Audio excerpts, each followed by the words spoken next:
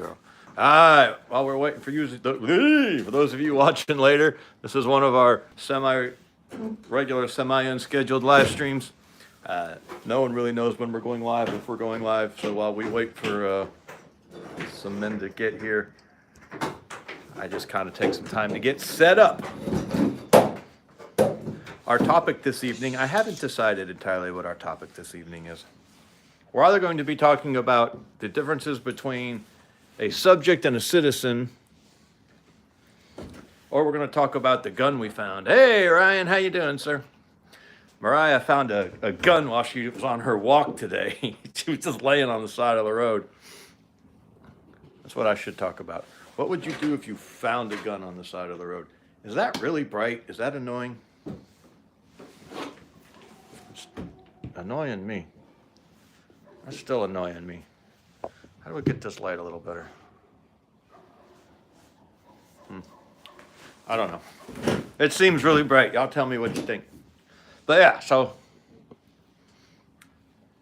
Mariah, my wife, you meant it. Tell me if that's too bright, somebody.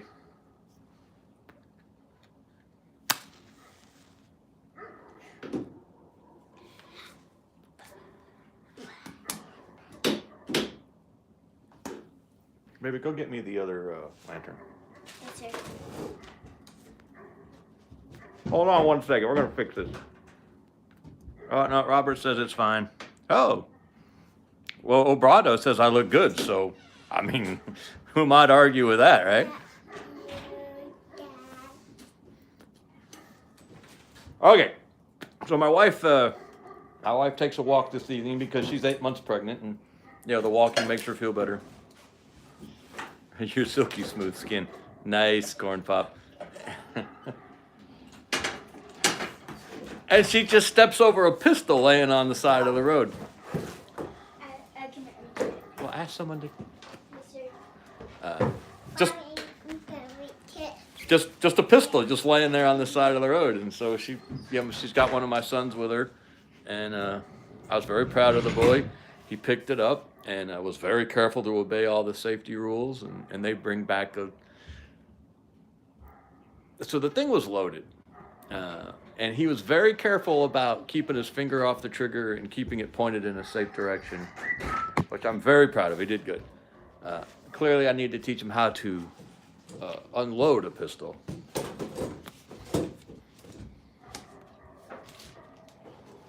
Now we're really bright. Oh, come on. I'm sorry, man.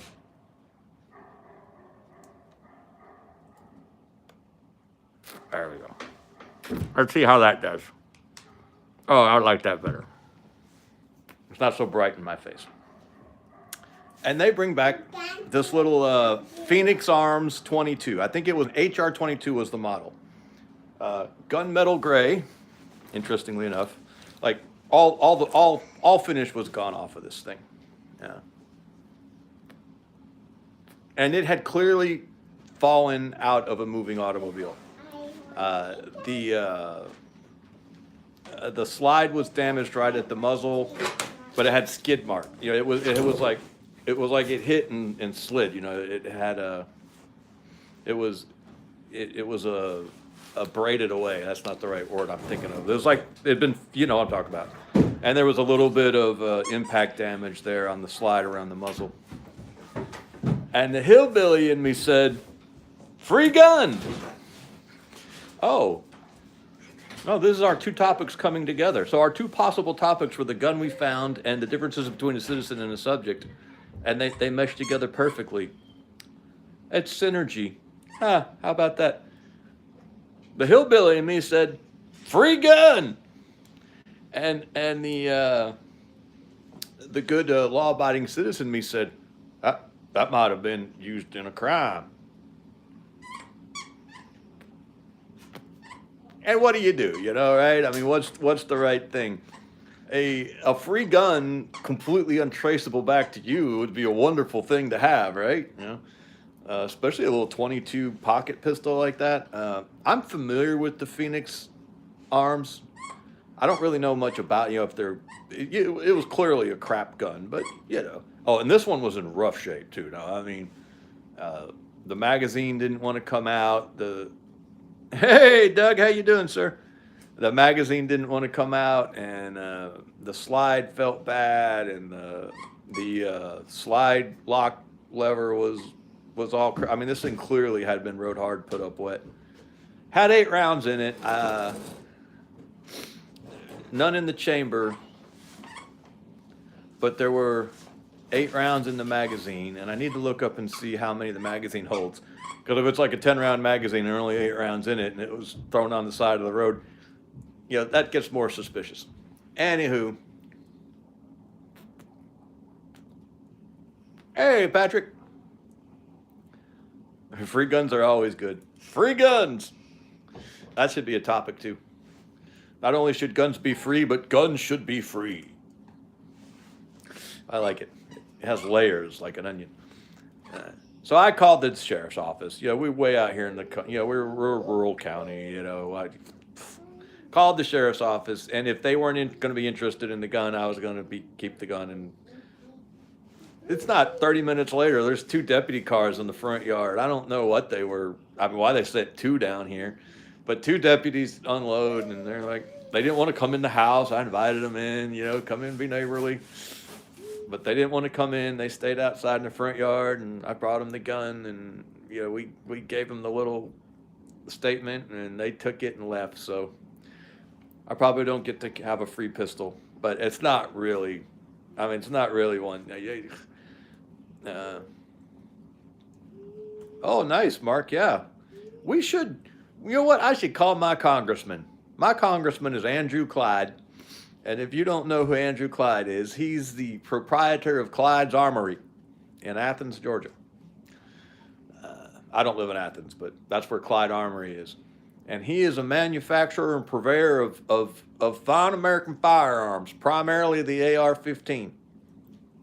The AK-15, as Joe Biden might say.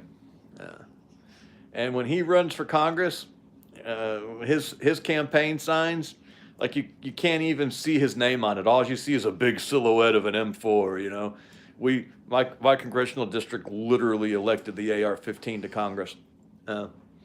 But I should contact Andrew Clyde and tell him we need us a bill to arm the militia.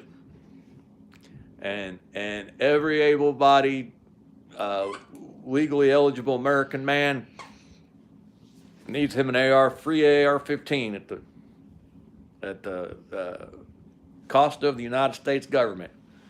Them useless bunch of bastards should do something useful after all these years, right? What was the last useful thing the federal government did? Is it Sweden or Switzerland that arms all their, you know, that they have a militia kind of situation where all the citizens take their service rifles home? Anderson AR-15s on sale for $329. Woo! That is a good deal on an AR-15 because you can't get a bad AR-15. It's just not possible. Switzerland, thank you, 10 Tigers. You can't get a bad AR-15. I anymore. You used to be able to get a bad AR-15, but I defy you anymore to get a. What's Patrick say about Canada? It's always fun to hear about Canada. I'm in Canada. They just banned another bunch of them, 350 models. Not sure if my SKS is part of it. Still went out to shoot with it today. Needed some target. Wow. Oh, wow. ATIS AR-15s for $299 on Black Friday.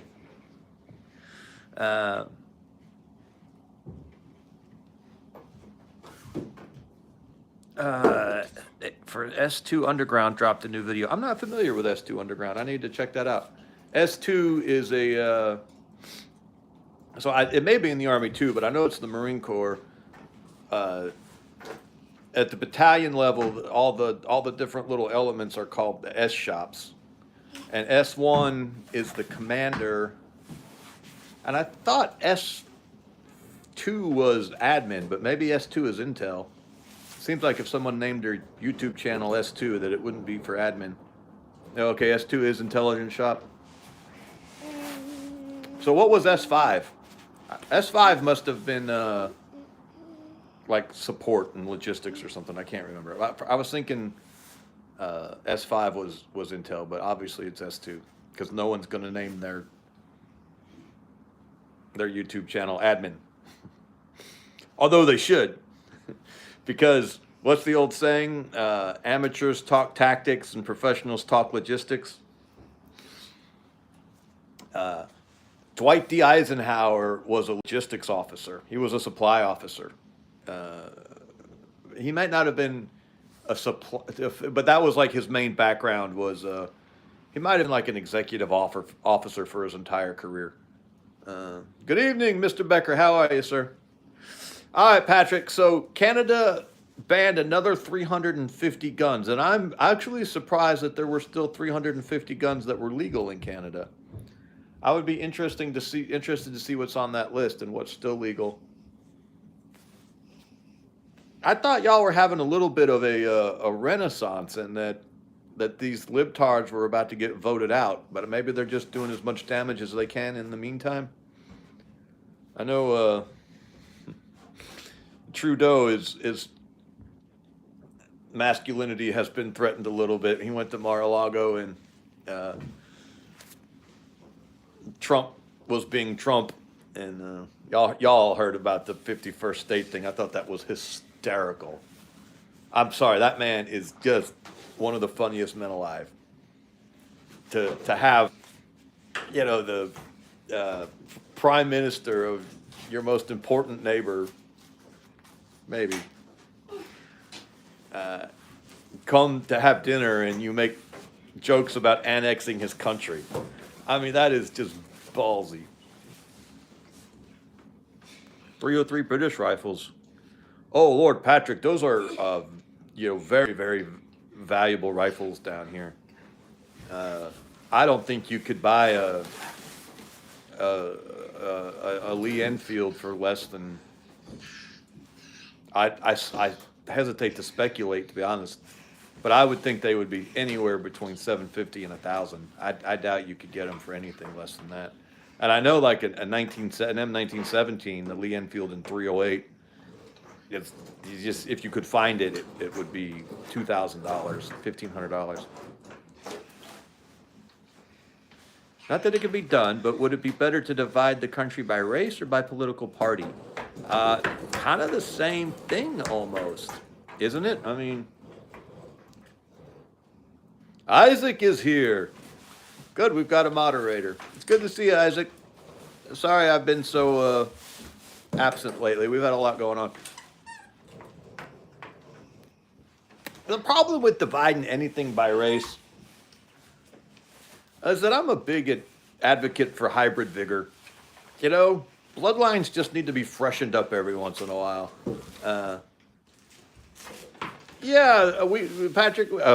Isaac, we got we had a lot going on. Nothing bad, but I mean, things got wild for about 5 weeks, and it just didn't work for me to be doing live streams. It didn't work for me to doing much of anything, but that's all calmed down now. It was a good time, but it was just a crazy time, and hopefully I'll be able to get back on something of a routine now. We'll see. I won't know for sure for a week or two. But yeah, bloodlines just have to be freshened up every once in a while, Things just start getting a little stale.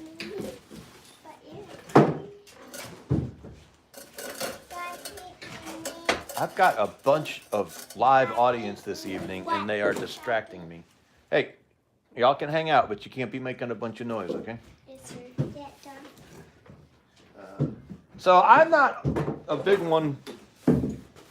I think we should segregate by religion. Religion, I think, or ideology, is what's important to me. I think Christians should live in a Christian nation. Hindus should live in a Hindu nation. Atheists should all live in France or Belgium. Let's send them to Belgium because, France is growing on me.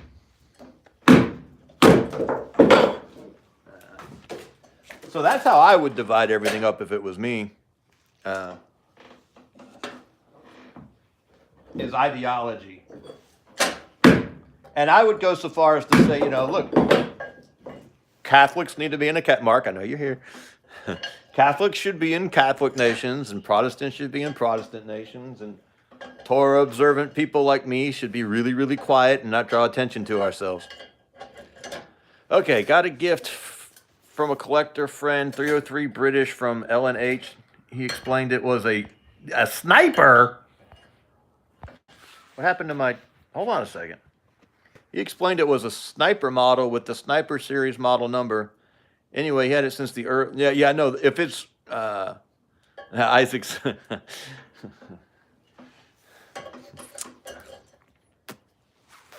Shalom, Landon. Yeah, no, Patrick, if it's one of the sniper ones, then those are very, very valuable. And if you had the scope and the scope case, it would be especially valuable. But yeah, I think a sniper is, closer to 3 to 5. Oh yeah, Mark is saying it's about 5,000.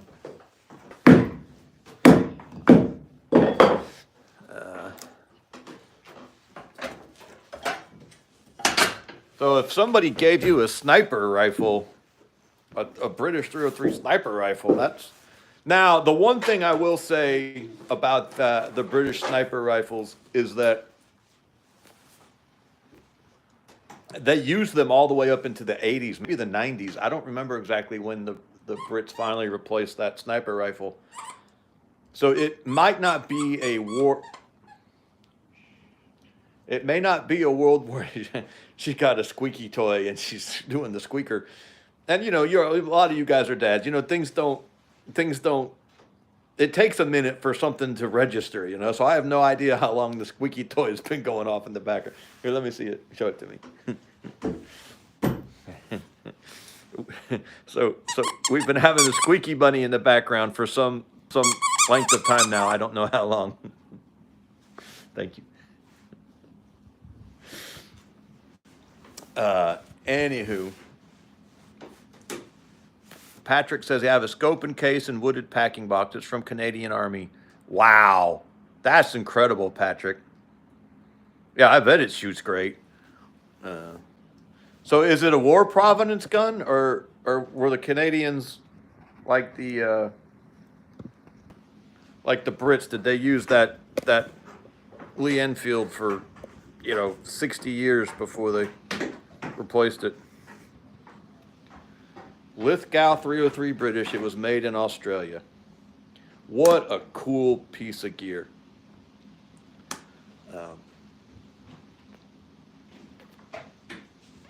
That is special. It's got the case. It's got the scope. And now she can't get inside. Hold on a second while I go open this door. I'll be right back. Did you hear that Trudeau plans to confiscate all semi-auto guns and send them to Zelensky?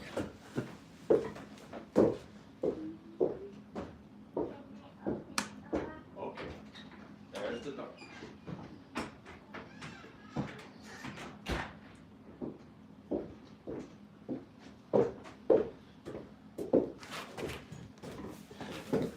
I'm sorry, man. I should have sent them inside before I went live, but sometimes I forget they're around because you're just so used to it, and then that's always nice when they're interested in what you're doing.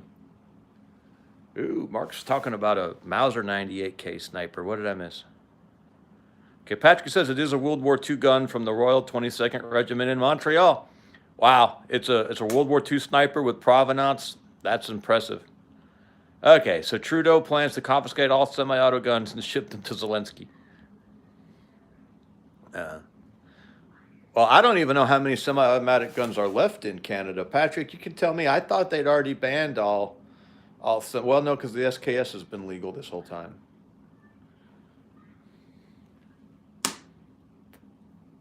So I guess they got SKSs. But yeah, this. Oh no, Patrick says it's right. Anything with a magazine that holds more than 5 rounds. Hokey smokes, Bullwinkle. I'm assuming that's a semi-auto?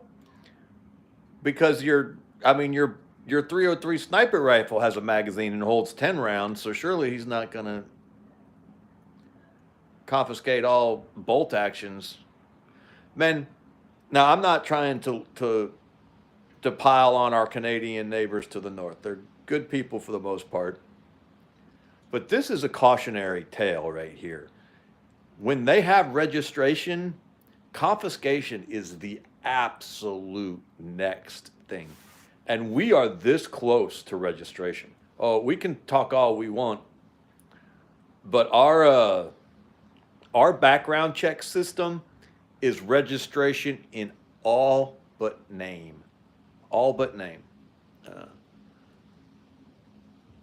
the instant we let them close the gun show loophole, uh, we will see a very quick acceleration of gun laws in our country, uh, because Isaac says 4473 needs to be abolished. You'll have to tell me what that is, Isaac. Oh, did y'all see the meme? I'm sure it's just a joke, but there was something about Brandon Herrera being appointed the director of the ATF, and I just thought to myself, that would be the ultimate. If Trump made Brandon Herrera the director of the ATF, 4473 is the background checks. Yeah, no, it is registration in all but name. Uh, because you have to do one for every gun, unless uh, uh, like in Georgia, if you have a concealed carry permit, you don't have to get the background check. And for that reason alone, I think we should all have concealed carry permits. Though, while I say that, mine has lapsed because now we have constitutional carry, and so I didn't want to spend the $60 to get it renewed because I don't buy guns that often. Because I find them lying on the side of the road apparently. So why would I buy them, right? But yeah. So let's not be too self-congratulatory. We almost have registration. I would go so far as to say we have a de facto registration. And they're not supposed to keep those records, but do not lie to yourself, men. Do not lie to yourself.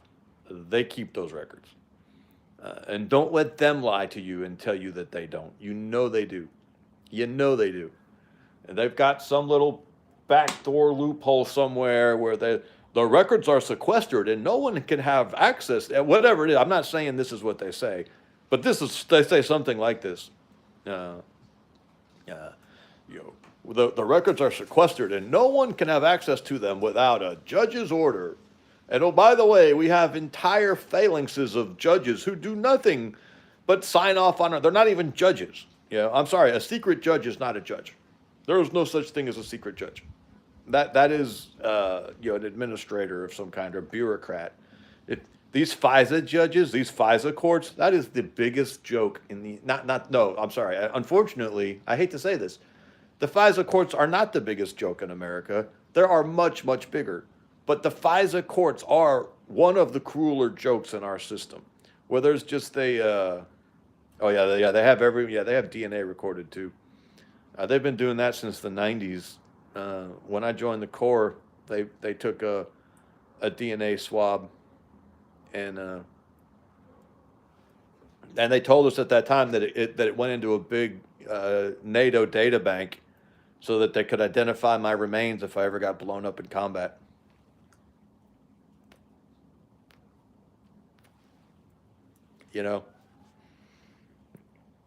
They also pumped me full of dozens of vaccines. I don't even know how many vaccines I got in the Marine Corps. It was ridiculous. Every time we did anything, there was, 12 shots we had to take.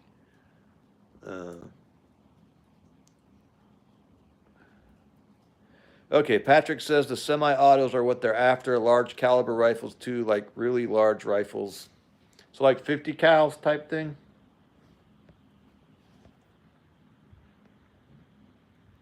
And so the really large calibers are being banned. That's interesting. You know, these sorts of things tell you how scared they are of us. Uh,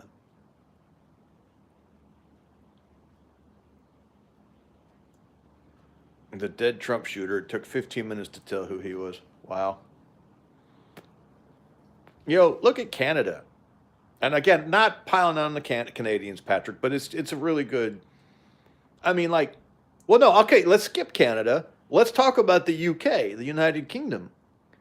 Like, I got a buddy in the UK who had a single shot shotgun, break action shotgun, that he had to apply for a license for. And he had to show that he had a need for it. And he was only allowed to have bird shot. And then one night, not that long ago, the cops knocked on his door and just said, we don't think you should have the shotgun anymore. And no reason, nothing had happened. He hadn't done anything. It's just whatever bureaucrat was in charge of saying who got to own firearms decided that they didn't want that shotgun out there anymore. The guy's got about 20 acres out in the country, and he had it for like rabbit control. And he had a single shot bird shot shotgun, and that scared them to the point where they don't let him keep it. Why? Why does that scare them? Because they let us have cars. Now, they don't want us to have cars, but they let us have cars. Far more people die from cars than, die from. I'd have to look this up. Now, we might have to filter suicides out, but I know for a fact more people die in cars in America than die from non-suicide gun deaths. A lot more. Once you factor out suicides, not very many people die from guns in America, despite what the lefties will tell you. And also, we have a lower murder rate than most of the other rest of the world as well. What they say is that we have, incredibly high rates of gun violence. But that's just because we have guns and they make up a segment of the violence we have. But I think even like the UK has a higher murder rate than we do, if I remember correctly. I have to look that one up. But I do know most countries have higher murder rates than we do. But we just happen to have more gun violence because we have more guns. But even in America, most people aren't killed with long guns at all. More people are bludgeoned to death in America every year than are killed with long guns of every type. Think about that for a minute. The hammers are actually more deadly than AR-15s in America. Much more deadly. Not even close. If I remember correctly, more cops are bludgeoned to death in America every year than all people killed by long guns. But I might be making that one up too. But why are they so scared? Like, why is Canada confiscating clearly non-tactical weapons? Do they think that their citizenry is likely to revolt? And if they do revolt, do they think that even with the weapons they've allowed them, they're likely to win? That's the only explanation I can come up with, because why keep taking the guns? Is it just a morale issue? Like they just want to prove to you that you're a citizen? I'm sorry, a subject, not a citizen? And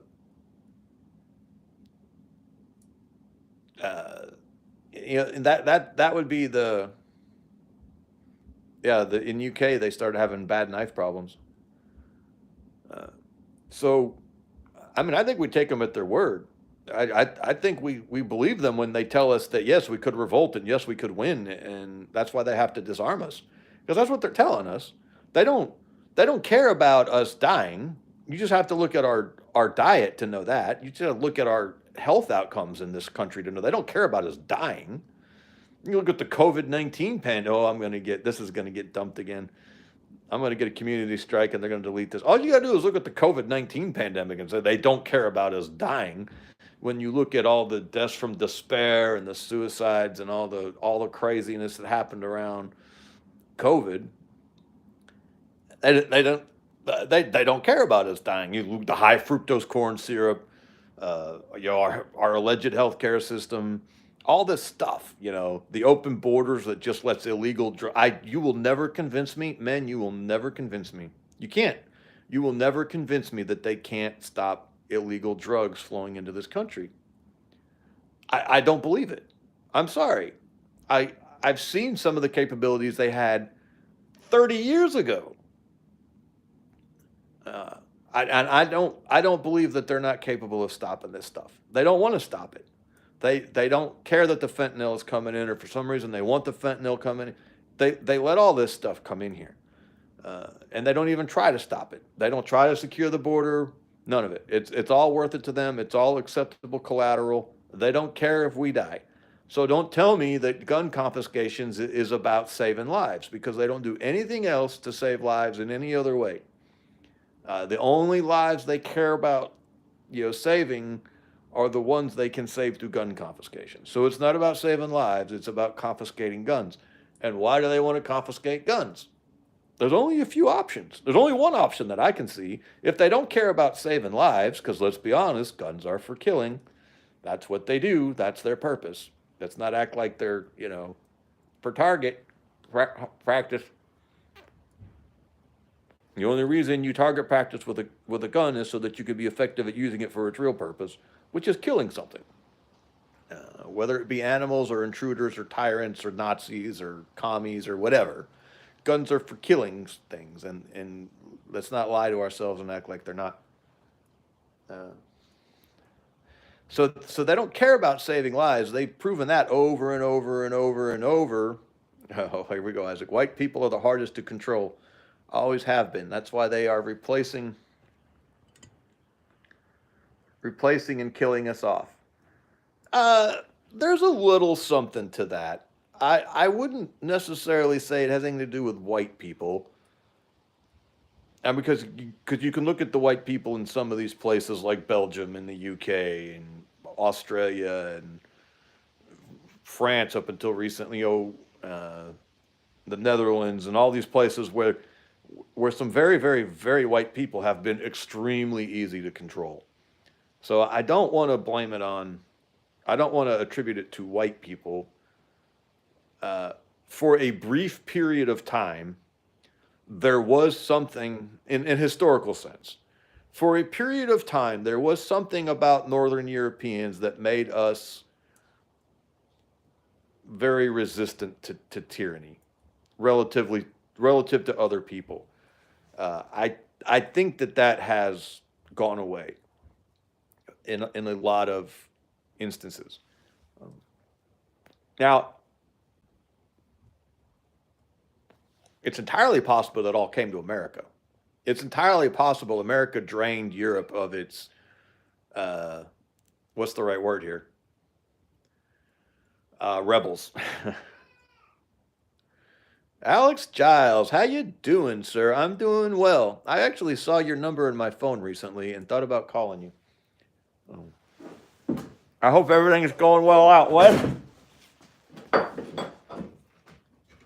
So I'm not going to attribute it to the color of our skin, as much as I like the color of our skin.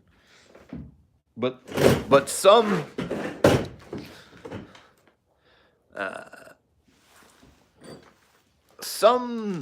facet of our culture for a brief period of time led us to being hard to control. But for a while, it's been in, hey, Palmetto Paratrooper Shalom, sir. It's been in other cultures too. The Mongols were pretty hard to control for a while. The Huns were pretty hard to control for a while. The Romans had a good run there for a while. The Greeks had a good run there for a while. Who else? I'm sure there's more. I'm not going to get that piece.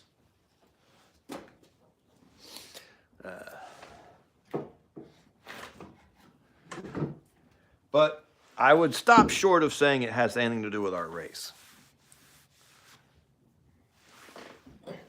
I've thought that same thing too, that so much could just be attributed to our geography. we're a big wild country. I mean, we still have large predators roaming around out here. In most areas of the country, you know, I am in Georgia. We've been relatively civilized since the right after the Civil War, we kind of got civilized in this area. And we've still got, you know, bears running around. The coyotes have come back. Old timers will swear to you we got big cats. No. But, I mean, there's areas of the country where they do have big cats. And we still got, you know, big, wide open, untamed spaces. But that's not entirely the reason either, because Canada has that much more than we do. You know, they've got the really big bears and the really big cats. And Canada has wide open spaces like we don't even understand down here in the lower 48. Now Alaska does. But Alaska's pretty much just Canada with guns. So we can't necessarily blame it on the geography. There's something else going on that makes us hard to control. Harder. Because, yeah, Canada, from the pictures, I've never been there, Isaac, but from the pictures, oh, just stunning. Absolutely stunning. The mountains and the glaciers and the trees we can't even conceive of the forests they have in Canada. Mind-boggling. And my understanding, and here we've got a Canadian in the chat, and I'm talking about Canada. But I've been told that there's just huge swaths of the nation that no one's ever set foot in. That they still haven't really like explored not that there's like, you know, lost civilizations out there or anything, because we've got aerial photography and all that. But no one's actually been to Chicken Farmer Plus. Shalom, sir. No one's actually been to most of these places, you know, most of the areas of Canada. But Patrick can tell us all about that. So, gosh, we really are bouncing around. I drove through Northwest Canada when I got out of the Army. The Yukon Territory is massive and empty.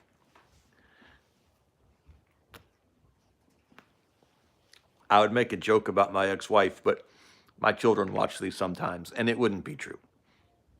But it would be funny. Palmetto, how you doing, buddy? I haven't heard from you in a while.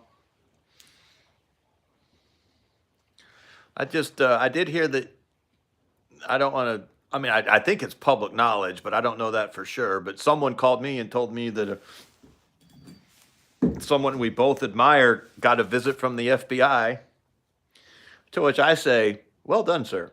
Well done. Take that as a compliment. If the FBI is concerned about you, then you're doing something right.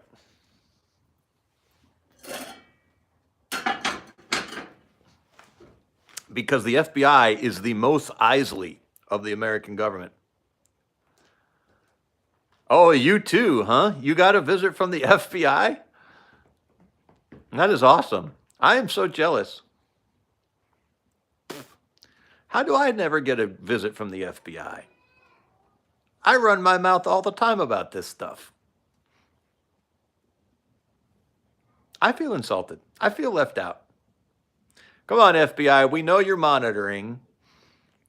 Throw me a bone. Give me some credit, some bona fides. Give me my visit from the FBI card. I put it on my resume. I got visited from him. Palmetto knows what year it was. It's literally a bullet point on his CV. What does CV stand for, by the way? I keep hearing everyone say CV. And I figured out that it means resume, but I don't know what I don't know why are we all saying CV now? What's that stand for? Okay, Patrick says it's pure wilderness in northern Quebec. It's crazy vast. I went fishing in the wilderness and forgot a rod there. I went back a year later and the rod was still there. Chicken farmer has an active security clearance, so he's sure he's on their list. Big Nate. I'll go ahead and make the joke. My ex was so hollowed out that I couldn't touch more than 2 walls at a time. Vast and empty. I posted a vague statement that could have been construed as a veiled threat against Lindsey Graham. And he knows and hates my dad, who has the same name as me. Ha ha. The Sasquatch is here. Curriculum vitae. All right, that's what CV stands for. I should have known that the Sasquatch would know. I will say this, curriculum vitae sounds pretentious and snooty, and I'm going to stick with resume. Curriculum vitae. Vitae is Latin for life. What is curriculum? I mean, I know it's like subject matter. I guess curriculum vitae would be the subject matter of your life or the subject of your life. That is pretentious. Okay, so let's circle all this around. And you continue to be too dumb to die, says the Sasquatch. Yeah, y'all keep the Squatch in your prayers. He's had some health challenges as of late. Actually, I've been a bad friend and haven't called him in a while. I need to rectify that one day this week. The problem is I'm one of those people that when I say I'll do something, to me that's as good as having done it, because I meant to do it. I intended to do it, and I'm just, to me, intentions are the same thing as actions.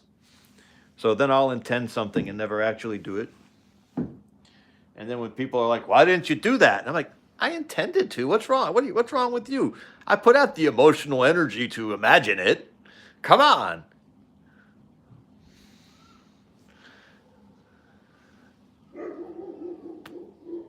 I get distracted very easily, Squatch. Very easily. Oh, I know something that's a little sad since Squatch is here. Some of you have seen our big, hairy, white dog. I think he's probably dead. I think our puppy is no more. Which is, now look, he lived a good life for a dog. I know you hear that barking, that's the female. But he's been gone for about a week and a half now. And he has, young Bow's dad got snuffed, Scotch. A pine tree in his beard. Oh, yeah, look at that. Thank you. Sasquatch has one of the puppies. One of his puppies. But he was a big old Pyrenees, and we'd had him for 11 years, maybe almost 12. The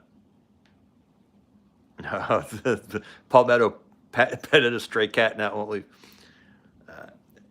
And he had done his job admirably well for 11 years. He was a good dog. Good dog. But he's been gone for about a week and a half. And he has disappeared for longer before. He got gone for like 3 weeks once. But when he came back, he was all fluffy and pretty, and you could tell someone thought they had got them a new dog, and they had been grooming him and keeping him inside, and he finally was able to get loose. And when he got loose, he came straight back here because that dog was my spirit animal. He was shaggy, and he just loved to roll around in the dirt and bark and run around. And he was a king for about a 5 square mile radius. But he's getting old. He's been shot several times. He's been run over a couple of times. And, you could tell he was having trouble getting up, and he was maybe not missing So he's been gone for a week and a half, and I'm assuming he wandered off and went out in one last blaze of glory against the coyotes, because he hates coyotes. And I'm assuming he went and had one last go at them. So I'm a little sad. But now I can tell you the story. we always called him the Beast on camera. 'Cause I didn't want people to know his name, because I didn't, if anyone ever like started creeping around and they knew his name, they might be able to get past him or something. But his name was Sergeant. But that wasn't his name. His name was actually, that was his rank. Because when we went to buy him, y'all have seen yeah, I'm glad if he is dead, I'm kind of glad he just wandered off, because that would have been a very big hole I would have had to dig. I was not looking forward to burying that dog. But yeah, I've seen Great Pyrenees puppies, when they're babies, and he was like, probably 3 or 4 months old when we got him. I don't remember for sure. This little tiny fluff cotton ball. It literally looks like a cotton ball. It looks like something out of a girl's cartoon. And I had I was heavy on the daughters at the time, or the daughters were dominant at the time. So I knew as soon as they saw him, they were all going to want to, name him something stupid like, Fluffy or Snowball or anyway. But I also knew what he was going to grow into and what kind of life he was going to live out here. And so I told him, y'all can name him, but I get to pick his rank. And I told him his rank was going to be Sergeant, because I knew once he got, big, no one was going to call him Snowball anymore. Hell, out here, white dogs don't stay white for long. They're red clay or mud clay red or red clay brown. And anyway. So sure enough, they saw him, and he's just this little tiny, he was really cute. And so his name was actually Fluffy Cuddles. that big, ugly, shaggy, drooling monster was Sergeant Fluffy Cuddles. But no one called him Fluffy Cuddles after he got just a little bit big. He was Sergeant from about adolescence on. But I always thought that always tickled the shit out of me. Fluffy Cuddles. If you don't have daughters, I hate goats, Palmetto. I despise goats. If you don't have daughters, I actually pity you, because they bring massive amounts of joy to your life. Daughters are, everyone wants the sons, and certainly I wouldn't give up the sons. But life would be a lot grayer without daughters. And if you don't believe me, have grown daughters and grown sons and see which one calls you.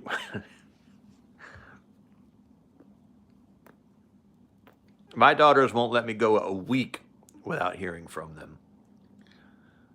And there's times when my sons have forgotten my name.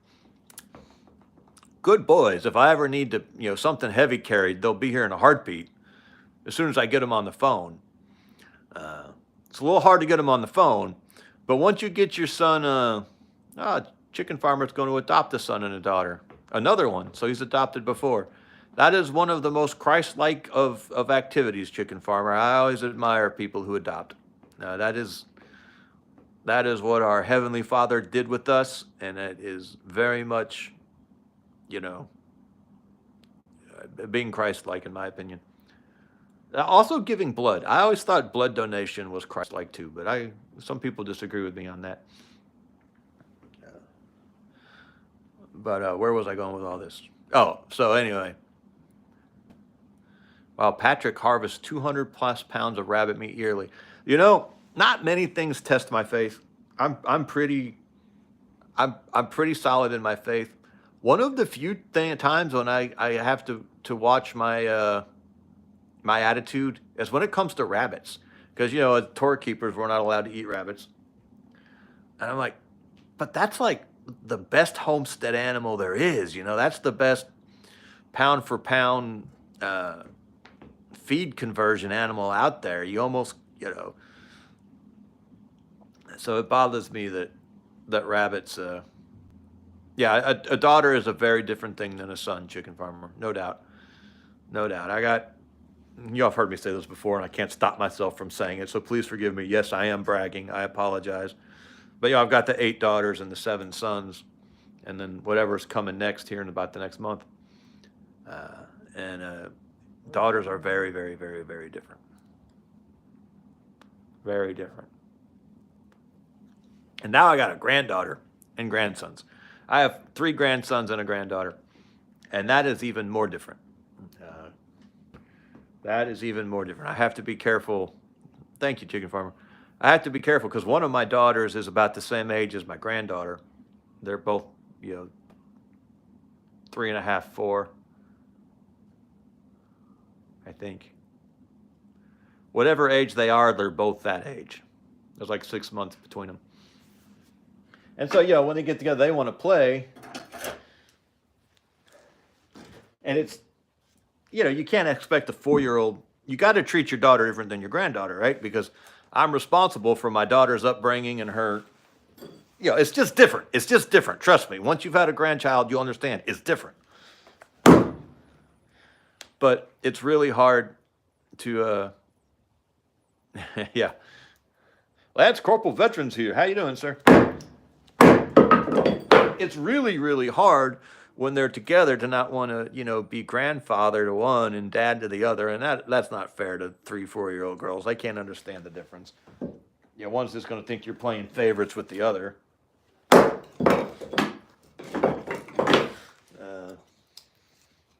And I guess in a way you are. It's not favorites, it's just different. It's just different. The role of grandfather is different than the role of father. And getting to be grandfather is one of the great joys of life. Being a father is work. It's good work. It's rewarding work. It's valuable work. Being a grandfather is just pure play. It's just play,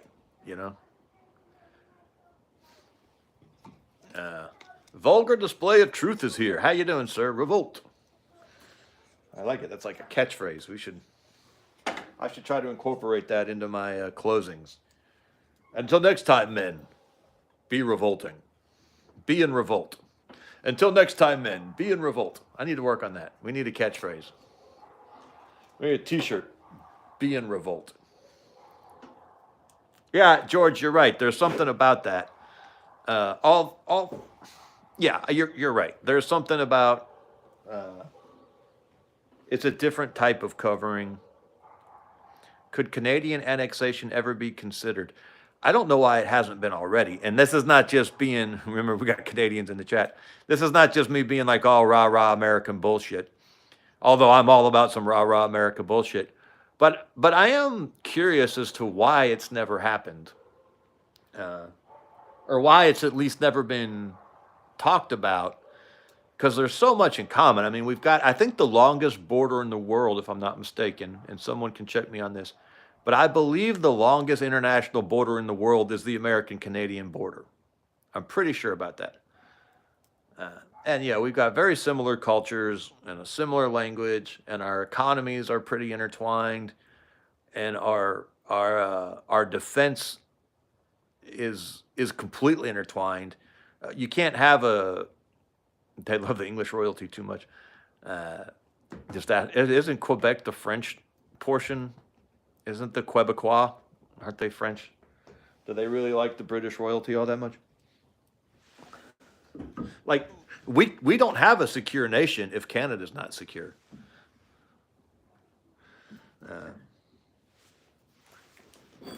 Because Canada, I think, has... who said that? Who said what? Oh, Wolf Slumbers streams on his YouTube channel. Well, Wolf, our moderator here is Isaac556. I'm assuming he's still in the chat. If you post a link to your channel in the chat, if he's still here, he will probably check it out for us real quick and make sure you're on our side. And if so, he'll post the link so people can see it.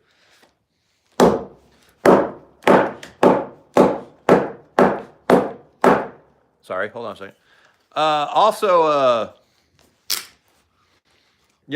I might be interested in doing some collaborations. I'm thinking about finding some other channels and doing some collaborations. So if you are on our side and you're interested in doing a joint live stream sometime, the Isaac from years ago, he's been around for a while.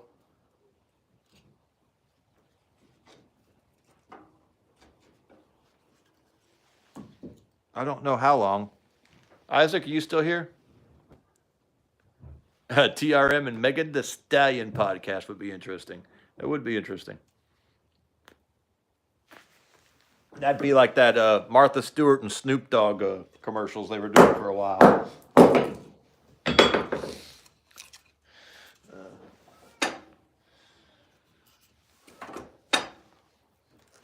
Actually, I don't know much about Megan Thee Stallion, though. I mean, I know generally who she is, but like, I couldn't tell you much about her other than sort of that media persona.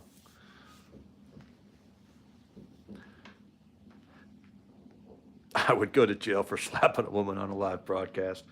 You know, you don't know how she really is if she's not having to keep up her persona. Any word on the drone situation? No, I'm very interested in that too, Vulgar Display. I want to know what's going on with these drones in New Jersey. The Department of Defense is just like, oh, no, yeah. But, you know, the Department of Defense has become the Department of Comedic Relief.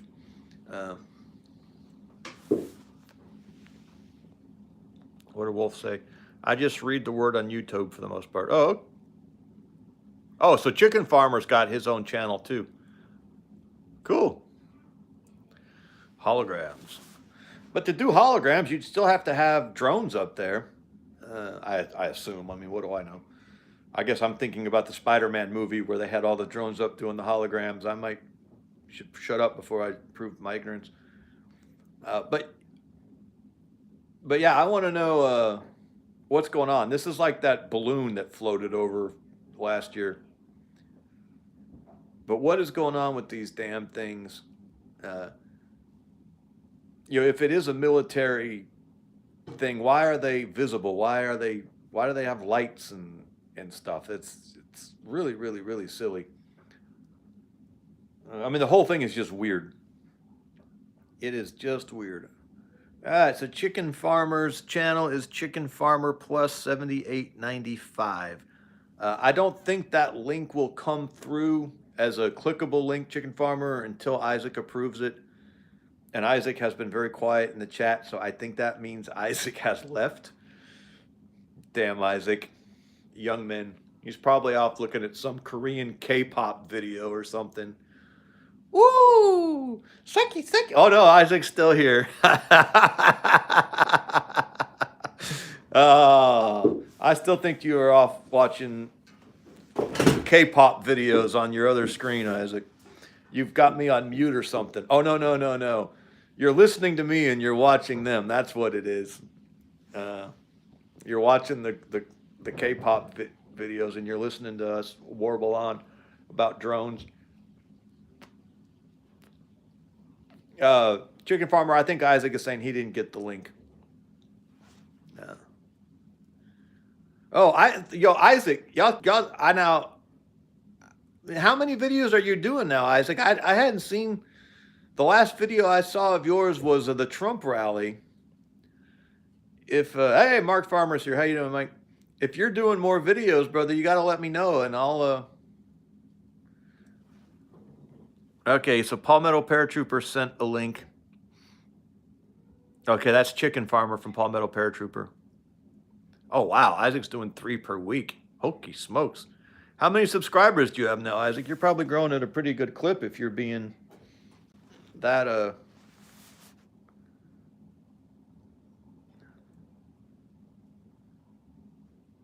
Okay, so his channel is the Isaac 4545. Okay, who's Palmetto showing us here? Okay, that's Isaac. Isaac, Palmetto put up your link to your channel. Oh, wow, he's got 1,800 subs on X.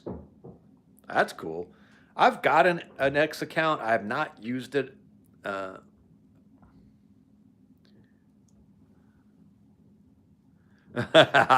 We'll always associate Isaac with K-pop videos from now on.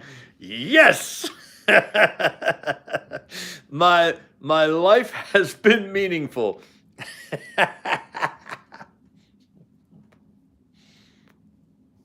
I'm so overwhelmed with the social media stuff. Uh, oh wow, Alex Jones has reposted 2 of his memes.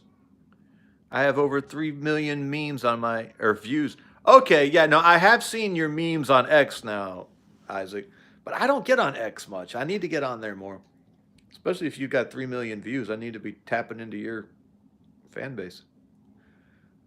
Uh, okay, Chicken Farmer. I try to read the Word daily. About to finish the Book of Genesis. If you want to see Palmetto Paratrooper rant at Warm Fuzzy Men, you can see it.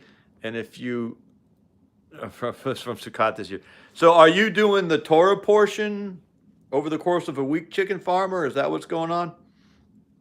I don't always. I struggle with the Torah portion sometimes. Like today. Today we read, chapter 36 of Genesis was part of the Torah portion. And we read that chapter every year, and it's a long list of, Isaac's been doing some live streams too. And it's a long list of the genealogies of Edom, of the descendants of Esau. Now, clearly that's important because it's in the Bible, and everything in the Bible is important. My question for my fellow Torah keepers, and I've been disfellowshipped from a couple of Torah associations lately because I've voiced some heresies, so I guess I should be careful. I don't have that many friends left. Is why do we read Genesis chapter 36, the genealogy of Esau, every year, but we never read the Gospels? We never even read the life of Jesus in a year. We don't read Romans or Hebrews or Galatians or Acts or any of that stuff. Now, I'm not saying that the genealogies of Edom aren't important. I'm saying, my question is, are they so important that we read them every year and never read the entire life of Christ? Yeah, well, you're right, Palmetto. And why do we accept it? Why are we going along with that? And I say that as someone who goes along with it because I'm part of assembly that reads the Torah portion, on the Jewish rabbinical cycles every year. And set aside don't set aside Jesus, but it's not even that. Well, I need to stop too. I should have known that you were ahead of me on this. It's like even from a Jewish perspective, they don't read Psalms. They don't read Proverbs. Why wouldn't you read Proverbs in the course of a year? Now, this is for public reading too, by the way. So we're saying this is the most important thing for our corporate worship. Are the Dead Sea Scrolls the true, real word? I don't think that's probably the right way to phrase that question, Vulgar.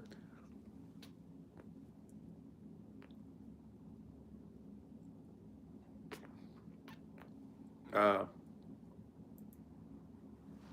it, I let my cigar go out.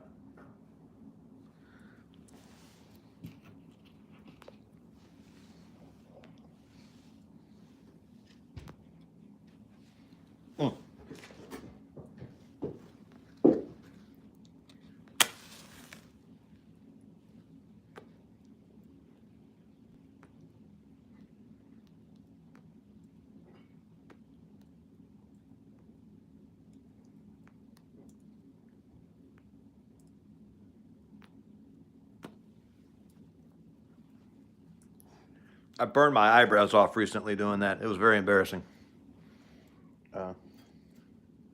So I think I'm a believer. Yeah, I do need some good matches. I'm a believer in Textus Receptus to the extent I understand the concept of Textus Receptus. I might not completely understand it, in which case I reserve the right to say no. But my understanding of the phrase textus receptus is that we've always had access to an accurate version of the scripture in every generation.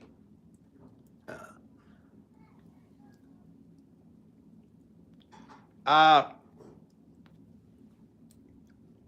Vulgar, I would be more than willing to get that information to you. Obviously, I don't want to put it out on a public channel. I would have to come up with a way for us to contact. I do have an email address, therevoltingman@gmail. No, I'm sorry. Scratch that. It's therevoltingman@outlook.com, not Gmail. I don't have a Gmail. Well, I have to have a Gmail because I've got a YouTube account, but I don't use the Gmail. So it's therevoltingman, nothing else, @outlook. So you can try shooting me a message there. The problem is I'm really bad at checking my email, but I will try to keep out an eye out for it. Make sure to put vulgar display of truth in the subject, or I won't catch it.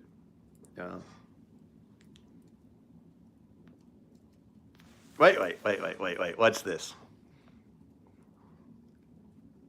All right, Tristan's telling his Marine cousins about your channel. He says he's the favorite son-in-law. I told him that might still be up for debate. Okay, so you are identifying yourself in the chat as my daughter. So I'm not doxing you when I say that I would never publicly admit to who my favorite son-in-law is, because I have more than one. I will say this. Admit it. Both of my sons-in-law have my daughters in church. Both of them work jobs, do their 40 hours a week, and provide for their home. And both of them come and sit with me on my porch and smoke cigars periodically. So both of them are pretty much, as far as I'm concerned, I won the lottery in both cases. But I will say this to the other son-in-law. Tristan has given me 2 grandchildren. Just saying.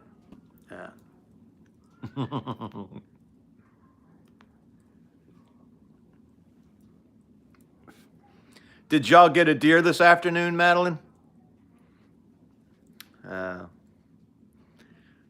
Chicken farmer's about done with the Book of Jubilees. So I don't accept any of the Apocrypha as, they didn't get a deer. I'm sorry. See, you should have. See, I tried to go see them this evening. I wanted to go visit the grandbabies. I haven't got to see them very much. I don't think I've seen them since Thanksgiving. I'm not the grandfather I wish I could be. And part of it's not my fault per se. You know, I've got young kids in the house myself, so I have kids the age of my grandkids, and I work about 60 hours a week, and so I can get. But that's all excuses. Oh, thank you, baby. That's all excuses. I've just got to be better. It's got to be a number one priority. Well, no, it's got to be a number 2 priority, but it's got to be a solid number 2 priority. Because I want a good relationship with him. Oh, Madeline's out. Come on, baby, tell him some funny stories. You know where all the skeletons are. Throw some embarrassing, revolting anecdotes out there. But I mean, what's it about if it's not about the grandbabies, right?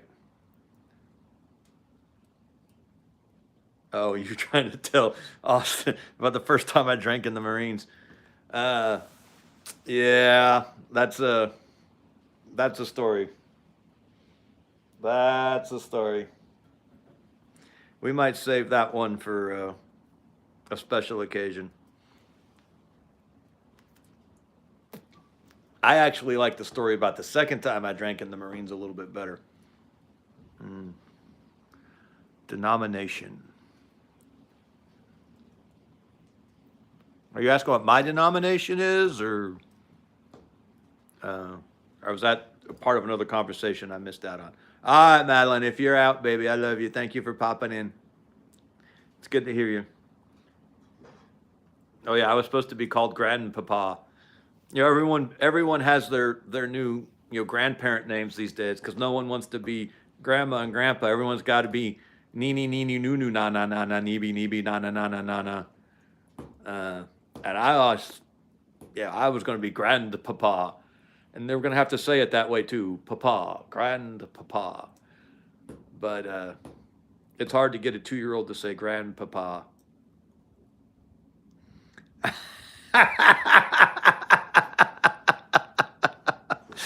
Yeah, that was fun too. That was another fun one.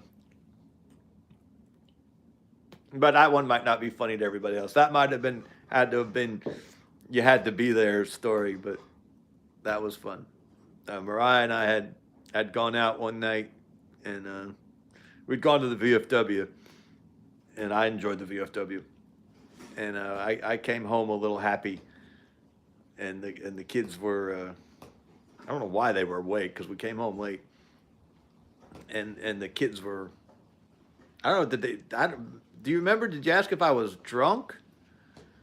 I don't remember what the question was, but I was like, no, I'm just happy. And for some reason, it became a happy bunny. The background to that story is that I don't know if the kids know this. The wolf story is just, yeah, the wolf story is pretty good too. Is that I had this gunnery sergeant, a gunny in the Marines, big old tall black guy, and really severe, really, just, he was thin. You know who he reminded me of? If you've ever seen the Spartacus series, he reminded me of the trainer, and the tall, thin black guy who was like training all of the gladiators. He reminded me of that guy a lot, but he was really serious and real severe. And we were out at 29 Palms doing a CAX one time, and there's a club out there. There's an E club, an enlisted club out there in the field. It's out in the middle of the desert. You're sleeping in tents, and there's this E club in the middle of the damn. It's the most Marine Corps thing ever. I think it's called the Warriors Club. I don't remember. Someone else will remember. And all the staff NCOs went out to the E Club one night and made us all stay. And I mean, they just got roaring drunk. I mean, roaring drunk. And they didn't come staggering back into camp until like 3 a.m. And we had a 5:30 formation for PT or something. I don't know what we were doing. And he was the only one who rolled out of the neighbor is stuck. He was the only one who rolled out, or the rest of them were all in their racks, and they were puking and hungover. And this big old tall, severe Marine, calls us out and fall in. And he was just swaying, back. I mean, I don't know how he was standing up. He was in a position of attention, just ooh, and he's looking at us. And it's only funny if you knew the guy. I mean, you had to have been there. But I mean, this really severe. I mean, think that trainer guy from Spartacus, and he's swaying all around. He's like, the guy's English was perfect. He was, and suddenly like it all goes away, and he's just like one of us. And he's like, what? Why don't y'all look happy? No one looks happy. Y'all should be happy. And then he gave us some kind of, I don't know, run 100 miles. And he told us to go do something ridiculous. And he was like, fall out and y'all be happy. And he staggered back to his rack. So from then on, to me, happy, being drunk was happy. That's why I would, no, I shouldn't say that. But when the kids were asking me what was going on, why was I acting weird? That's why I started saying, I'm just happy. Yes, we have the boy name picked out. I'm not going to put it out publicly, But we do have the first and middle name of your, if it's a boy, then we have your baby brother's new name picked out. We are stuck on the girl's name though. We can't come up with nothing to save our lives right now, baby. Your sister, I don't remember how long it was before we named you. I think you were like a week old before we come up with your name. It was at least 3 or 4 days. And if this is a girl, it might be that again. John Riblet is here. How are you, Mr. Riblet?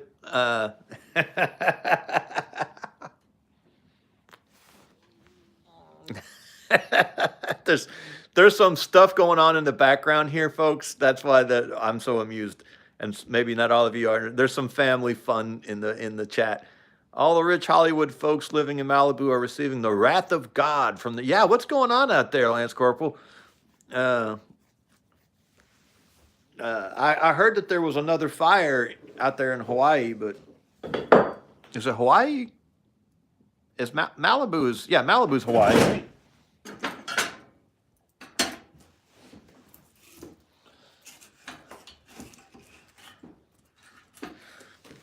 I wonder why they keep. Well, I know it's the wrath of God.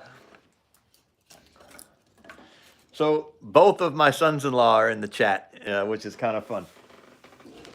I won't dox the other one. Oh, Malibu is California. Never mind. Oh, look at that. Now everyone's going to call out my I guess I'm thinking about Maui, the fires they had. Oh no, that was Oahu.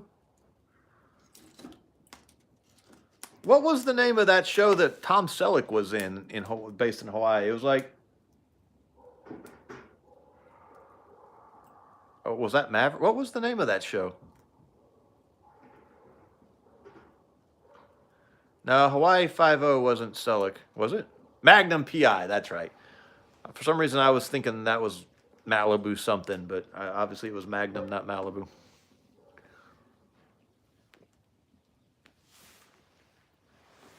Anywho. Yeah, I know why California's always burning to the ground, because they won't let them cut any trees in that godforsaken state. You know what? Higgins was the butler in that.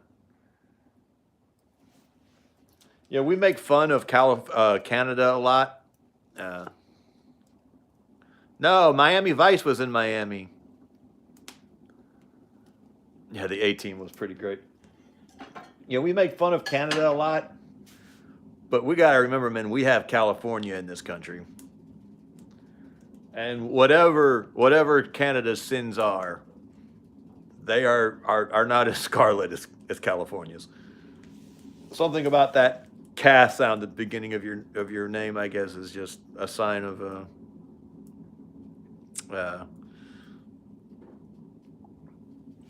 degradation.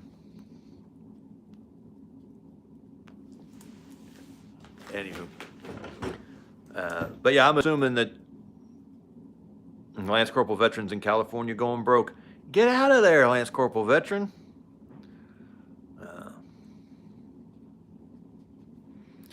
Yeah, he did make.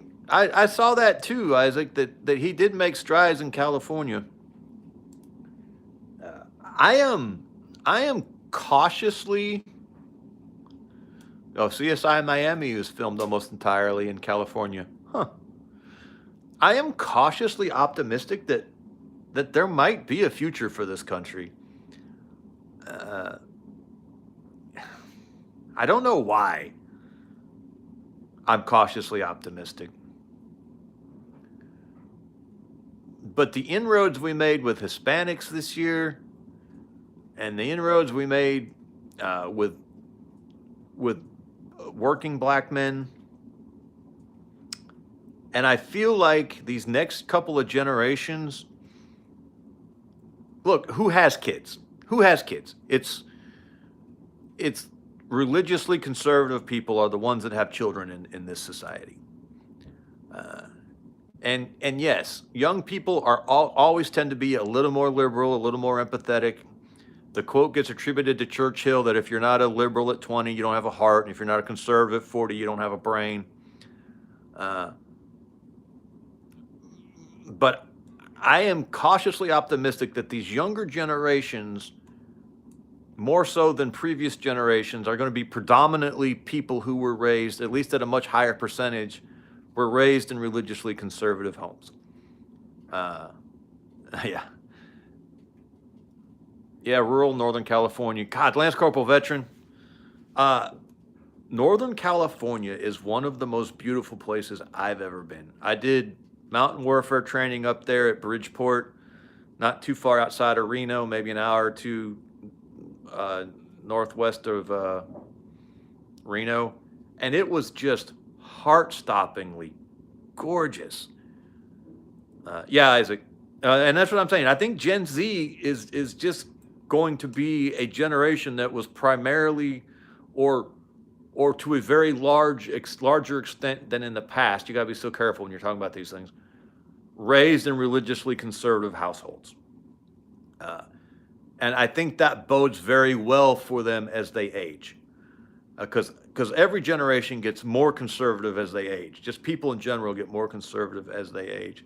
Is Chicken Farmer out? I didn't see that. Shalom, Chicken Farmer. Thank you for being with us. And so they're starting off more conservative, and they're going to grow more conservative as they age. And that just gives me hope. And as much as I love my parents, the boomers were just psychotic. They were just psychotic. These are the people that gave us the 60s and the 70s. And yes, they were then the people who gave us Reagan and the early 80s. But for everything that was right with Reagan,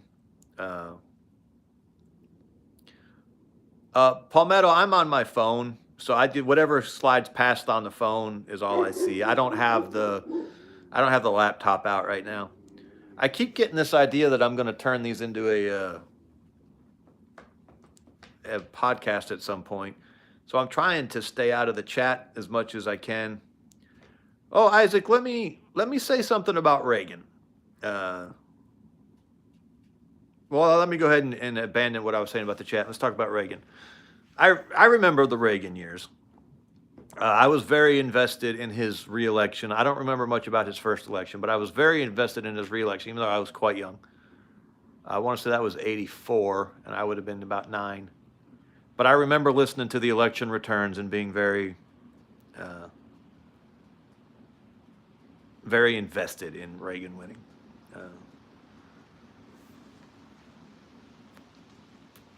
And something else I remember is nuclear attack drills.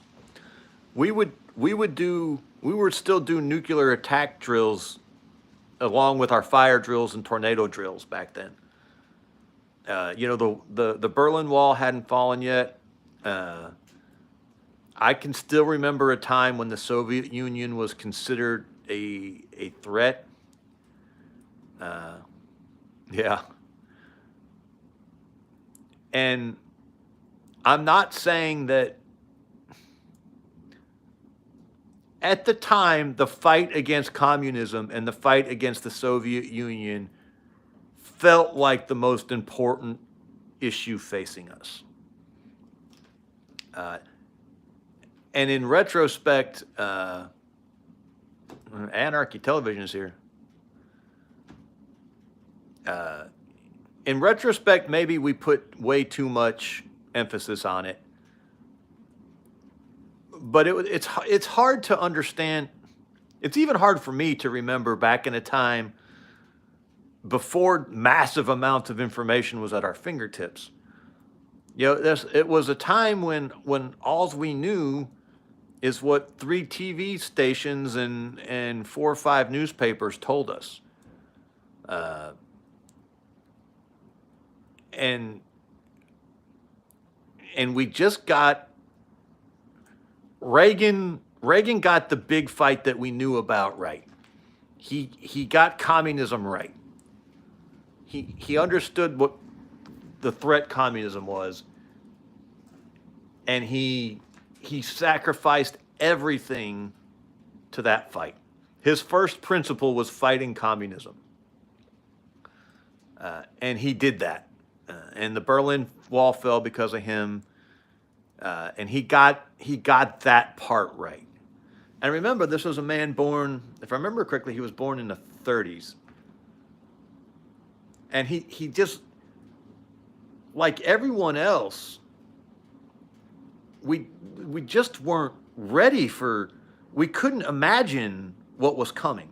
You know, the cultural shift was not, it just,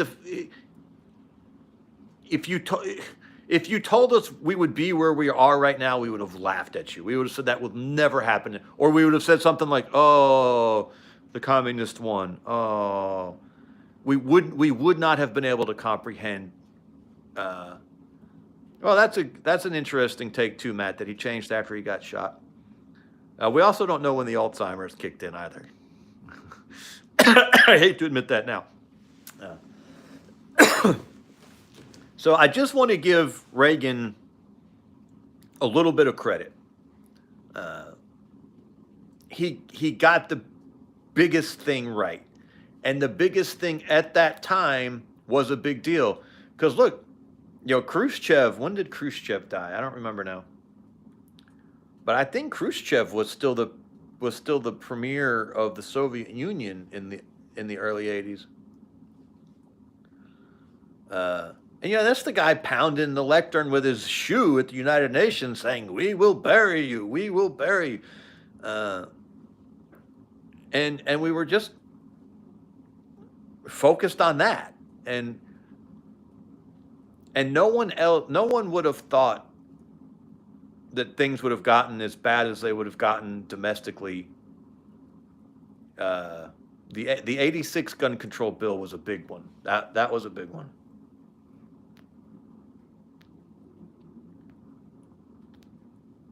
That should have been a red flag. The first Bush, George H.W. Bush, that to me, that's really where a lot of things went sideways. And then obviously Bill Clinton. I am convinced Bill Clinton is one of the most evil men to have ever held power in this country. It's very, very hard to beat Woodrow Wilson and FDR. Those were two remarkably evil men. But Bill Clinton is a close third. There may be someone worse. But there's not been many people who did more damage than Bill Clinton did. But remember, Barack Obama ran for re-election, still technically, theoretically, publicly opposed to gay marriage. You know, in 2008, or was it 12? When did he run for re-election? I don't remember now. 12. Andrew Jackson. Andrew Jackson was a lot of fun. Don't sleep on Calvin Coolidge, though. Is it Calvin Coolidge? I think it's Calvin Coolidge. He was a good guy.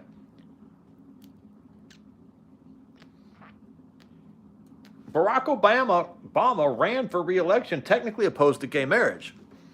I mean, the fall has been incredibly swift. And Obama was technically, you know, the most liberal president we'd ever had up to that point. Unless you count Nixon. And I think you can make a really good argument for Nixon actually being the most liberal and most destructive president we've ever had. And I say that actually having a little bit of admiration for Nixon.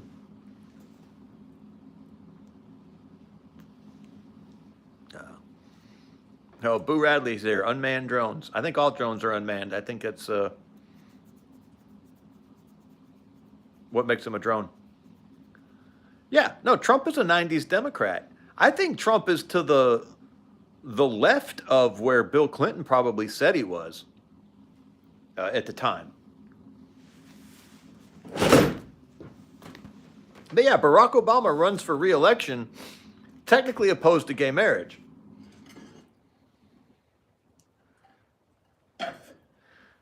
So the fall has just been, so much of it happened in the background, and so much of it happened without anyone really realizing it.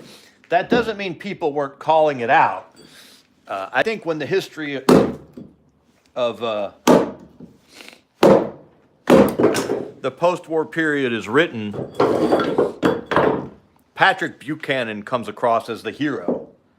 I don't think we appreciate Patrick Buchanan enough for all of the truth bombs he was constantly throwing out there.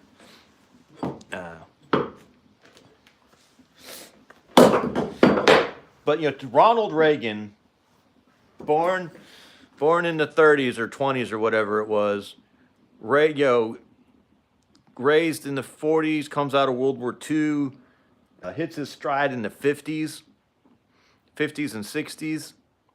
That guy, he was fundamentally incapable of understanding the cultural rot. Yeah, that's what we're not. Yeah, so much of what we are concerned with now is the cultural decay. LBJ was, yeah, he was terrible too.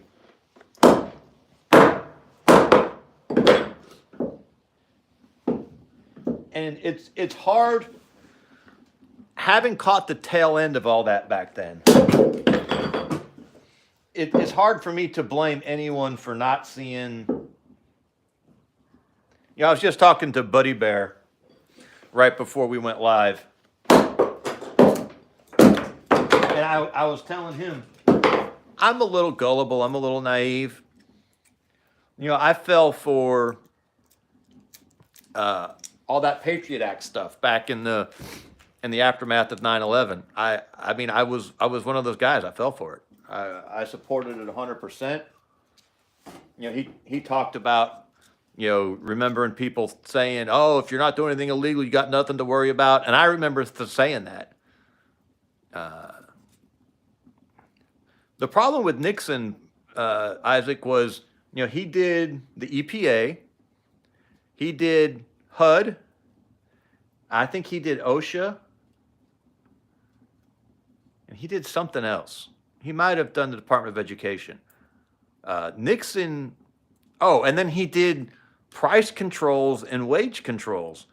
Nixon, for all of his anti-communist crusading, was the closest thing to the communists we'd have ever had as a president. Lance Corporal Veteran, is that just something that the chat doesn't support, or is that something I've got to turn on? Chat pictures and GIFs in the chat. If that's something that's got to be turned on, I'd be willing to turn that on. I just don't know if that's an option or not.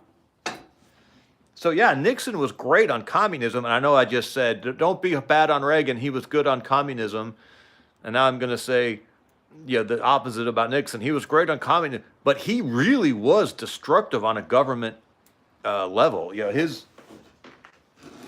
government policies were awful. Or his domestic policies. Now, let's say that. His domestic policies were terrible. Tim Pack says, I oppose the Patriot Act and still do. Isaac, I need to call you, and you need to talk to me about X. I do need to. I do need a backup. I thought it was going to be Rumble, but I just can't make Rumble work for me.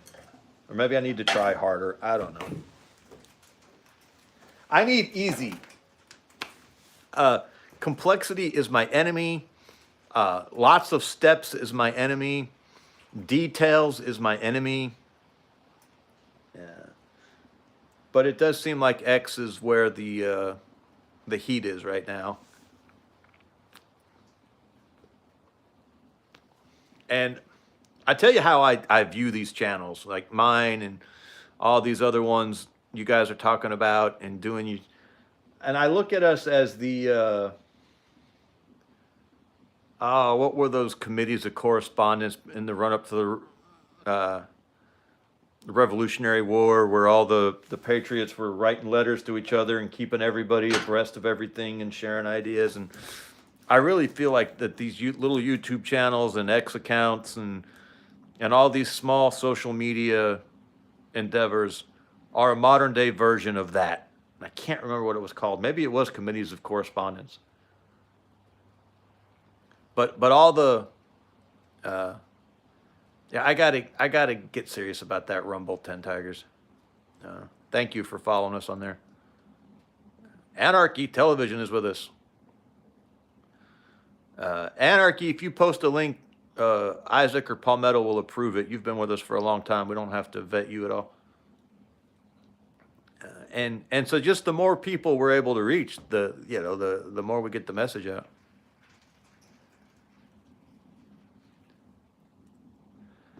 You're basically what I used to do before my wife made me take down my fire pit. I really like this little wood stove, Lance Corporal Veteran.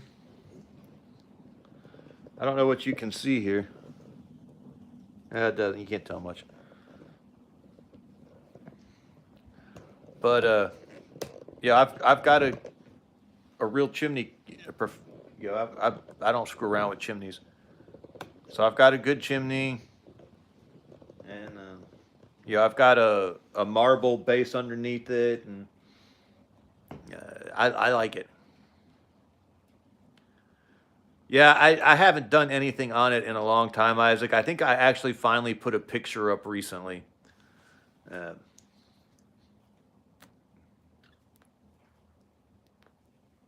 But I should definitely be doing more with it. I mean, like you said, you've got 1,800 followers and 3 million views. So clearly I need to talk to you about X. But I feel like maybe we've an outdoor steel fire pit. Well, I think they make them, don't they? I mean, Palmetto doesn't like it, Elon. Anybody who wants to combine man and machine is not on my team. So I think what Palmetto's talking about is Elon Musk and his Neuralink. And I agree to an extent. What I'm okay with is fixing problems. I don't have any problem. I don't have any qualms about anything that restores creation to its intended function. You know, I don't mind people with bad eyesight wearing glasses. I don't mind amputees having artificial limbs. I don't mind at all deaf people getting cochlear implants. It doesn't bother me when people who've lost their voice get those things installed and they talk like this. Yeah, I did get the stove finished, Vulgar. Let's see what I can show you guys. So there's my my slate tiles. I got all of them up. I got the stove installed. The only thing left to do is grout the joints between the tiles just for aesthetic purposes, and I'll do that when the weather warms up. Right, Palmetto, pacemakers. So all of those things are combining man and machine, but they're for the intended purpose of restoring man to his created state, right? It's about, I don't want to say fixing, but it's about conforming to creation, not changing creation. So to the extent that Neuralink is designed to be a therapeutic that fixes things that are not functioning as God intended them to function, I am very, very pro Neuralink, because I think God's creation is good, and I think he wants it to function the way he designed it to function, and I don't have any problem with restoring that function when it's been what's the right word? Mitigated.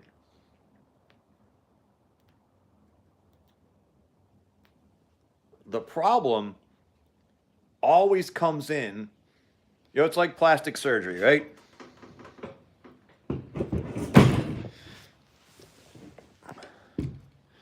There's not a man in this chat right now. Oh, I hope you're still there.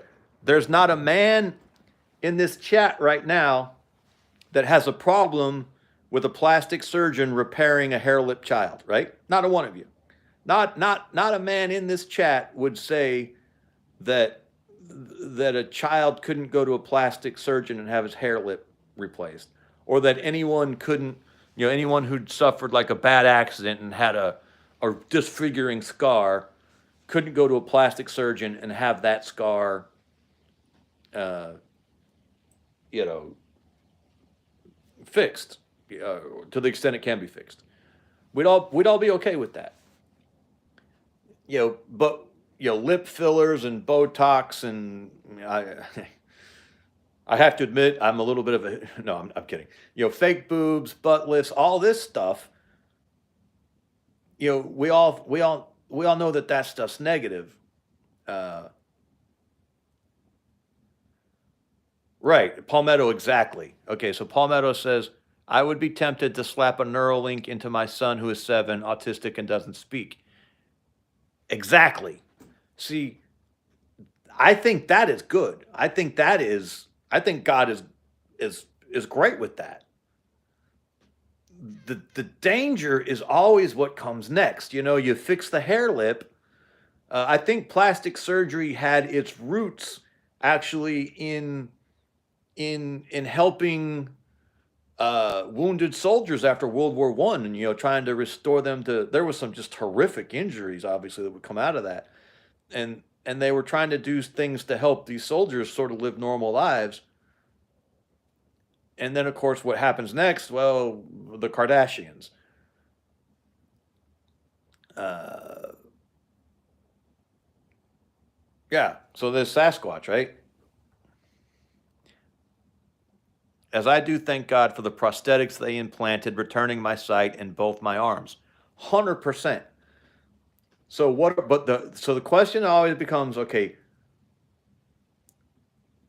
oh, maybe it was the Civil War, Lance Corporal veteran.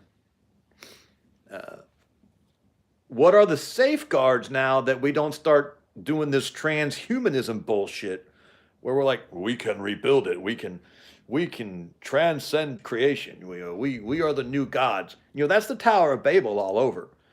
The lesson of the Tower of Babel was that those people,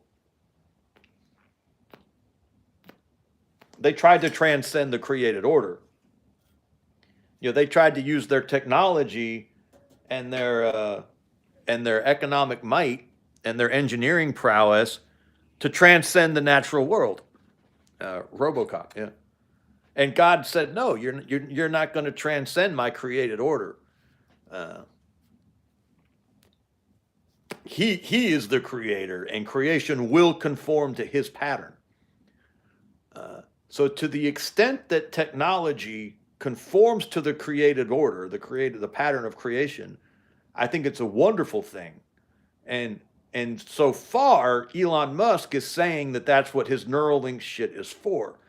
It is for helping people conform to their, the pattern of creation, their intended level of physical attainment. The problem is that someone else is going to take it and try to turn it into transcending that created order, and they're going to try to move into some transhumanism bullshit. And that's when God's going to come back and say, no, hell no. The Tower of Babel was not a one-time event, and who knows what comes out of that.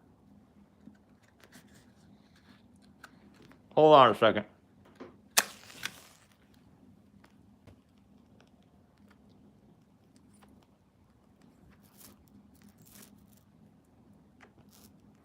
I did it again. Burned my eyebrows. I can smell it. So, yes, I agree, Palmetto.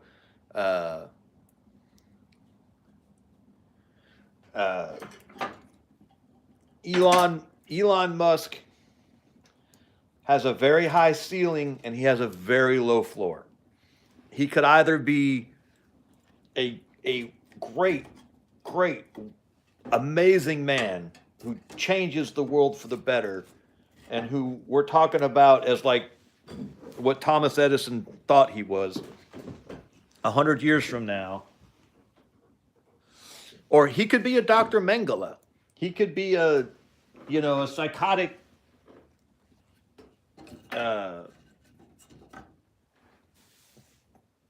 torturing Nazi fucktard. Oh, hey, Luke B., there was a Civil War veteran who lived into the 1960s. The last Civil War veteran died in the 1960s. I don't understand how it happened. You'd have to look it up. I've read the story once or twice. But yeah, the Civil War veterans lived for a very long time. I think it was like he was a drummer boy and he lived to like 112 or something. I mean, he lived a very long life. And I think he had been a drummer boy like at the tail end of the war. I met a World War I vet. We had a World War I vet living here into the 2000s after 9/11. He was over 100, and Strom Thurmond. Yeah, he never quit fighting the Civil War. That's pretty funny. Strom Thurmond. Nice. Who was that? Was that Squatch? Yeah, that was Squatch. Good ones.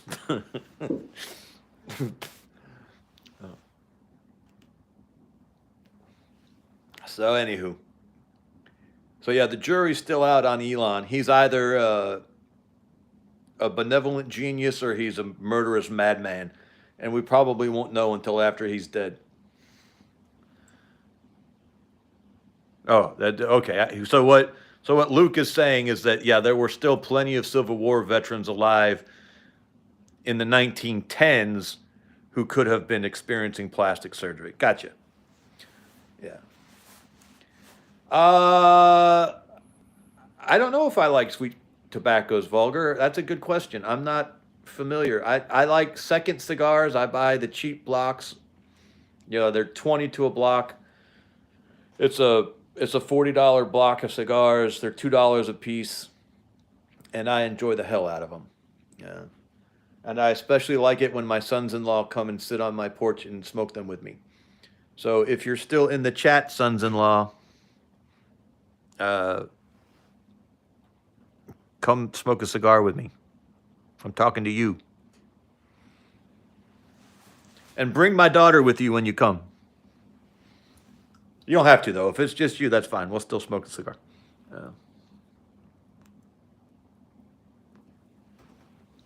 Anywho. Speaking of cigars, this one is almost done. Yeah, I know. Palmetto hates Lindsey Graham. I hate to sound like a broken record. My question is always, what's the alternative? What's the alternative? What's the alternative? South Carolina is a pretty solid state, so the alternative was probably going to be okay. But I don't know that for sure. It's a personal and passionate hatred. I know someone up there, I live right on the border of South Carolina. I could be, you can almost see South Carolina from here. I could be in South Carolina in minutes. And yeah, someone I know up there swears that Lindsey Graham is gay. Says he's got, personal proof. I don't think it was Palmetto, but yeah, Palmetto saying he's straight up a geriatric homosexual.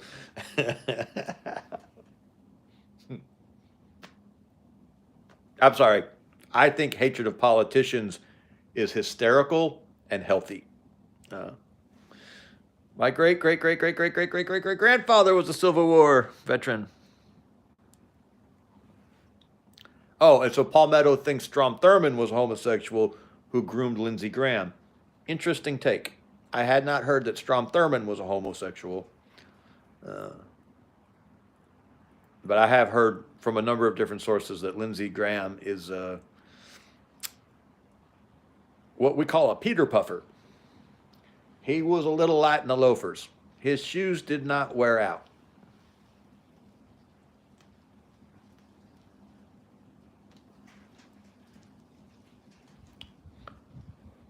And also, he was a lifelong believer in the lost cause. Easy to conceal under them white sheets.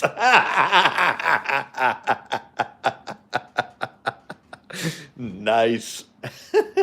Sasquatch is on fire tonight.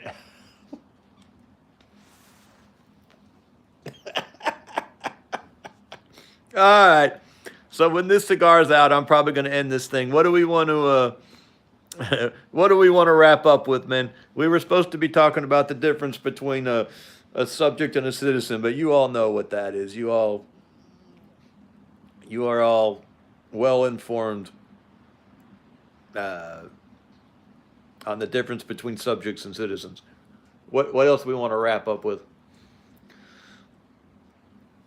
A lot of those old Republicans were a part of homosexual fraternities where homosexuality was more of a leverage than a lifestyle.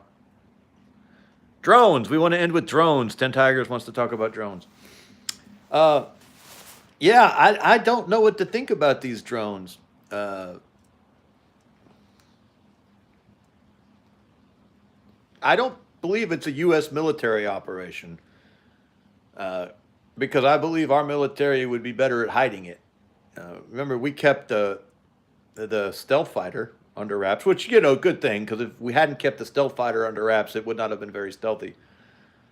But I remember when that F-117 first debuted, and they had kept it completely secret for like the 15 years it took them to develop it. No one had any clue it was out there. Of course, this was pre-internet days. It was easier to do that back then.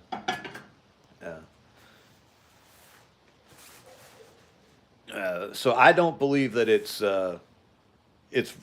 ours. I honestly don't. I heard that it might have been an Iranian thing. I just don't think the Iranians have the capability. I just don't think the Iranians can project force all the way to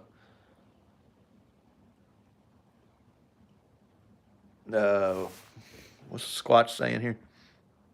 The F-117 was secret a long time before they created one in the National Forest in front of hikers. Cratered one in the National Forest in front of hikers.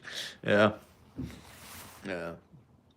I remember when the first I ever heard about it was on the cover of Popular Mechanics, which used to be a fantastic magazine. Loved Popular Mechanics growing up.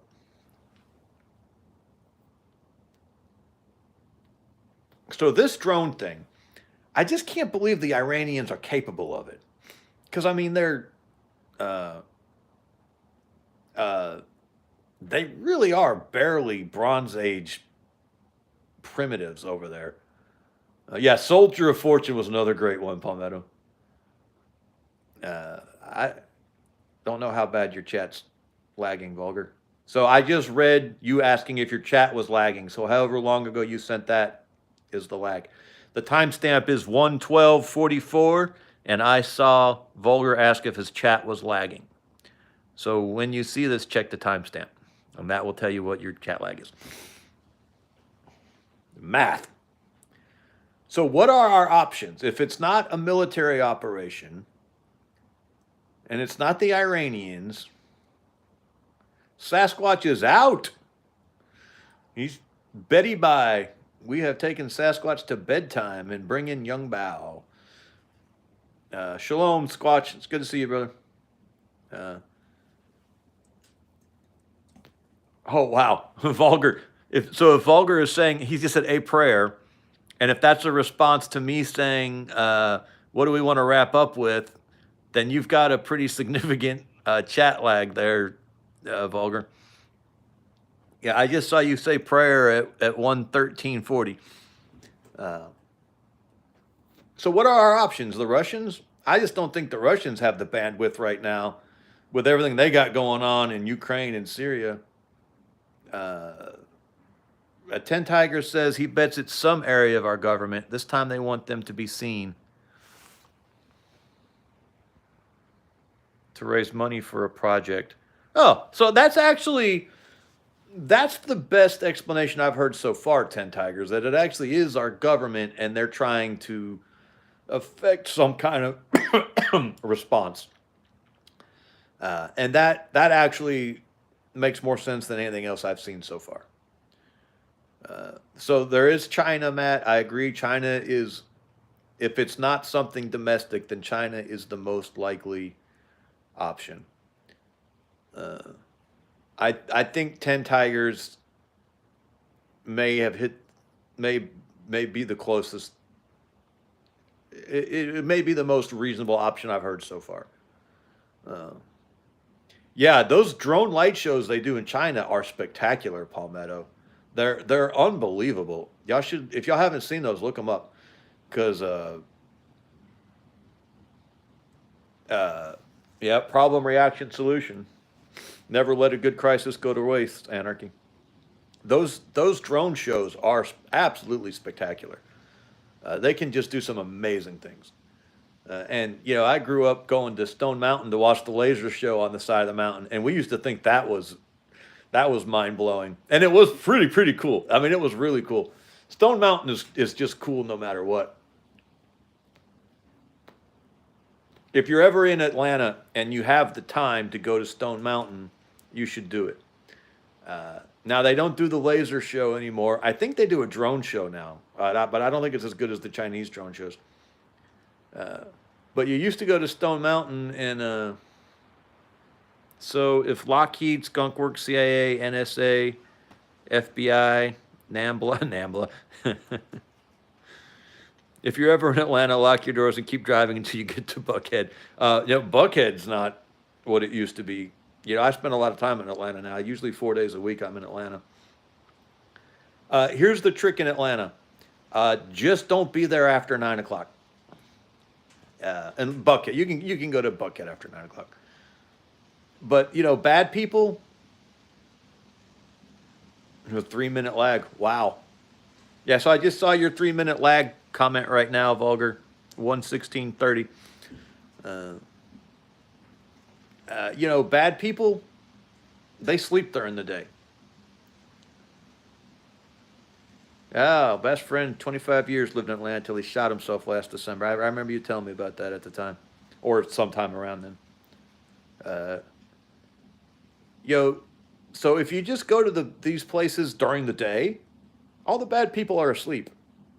You're probably safer there, as safe there as you are anywhere else at any other time. But once they start waking up about sundown, that's when you probably need to be unassing the area.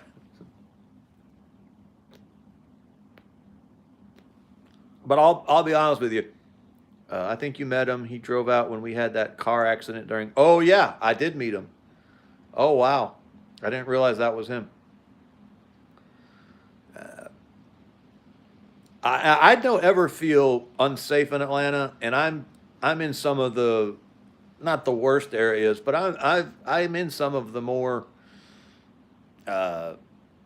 Atlanta-like areas, some of the more metropolitan areas of the city, multiple times a month.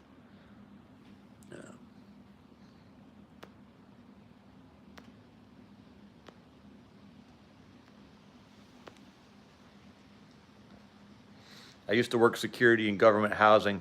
All the drug dealers used to show up at the same time every day, like a bunch of dudes punching the clock to work. They are. The real ones, you know, the guys who actually make money at selling drugs, man, they don't want trouble. I'm not saying they're like really good guys or anything, but the last thing they want is to look like some kind of rap video on the side of the road drawing attention to themselves. They want to be just visible enough that you know where to go to get what you need, but they want the little white college kids feeling safe, coming out and, you know, getting their drugs. They really don't want to be you know, crazed violent criminals, because they don't make any money doing that. And again, like, I'm not saying they're all a bunch of sweethearts and everything, and live next to a flop house, because they're great guys, you know. But the ones who are really selling drugs are not, you know, it's not boys in the hood, you know. It's they can have a quite business-like attitude about it. All right, I think that's it. I don't think it's worth lighting again. I let it go out. Okay, someone said that we should end with a prayer. So what should we pray for? I'm not always great with public displays of sincerity, but since someone asked, I knew a weed dealer who used to work a 12-man crew 8 hours a day on the same street as the police station and sold weed in front of cops who left him alone. Yeah, yeah, lots of times.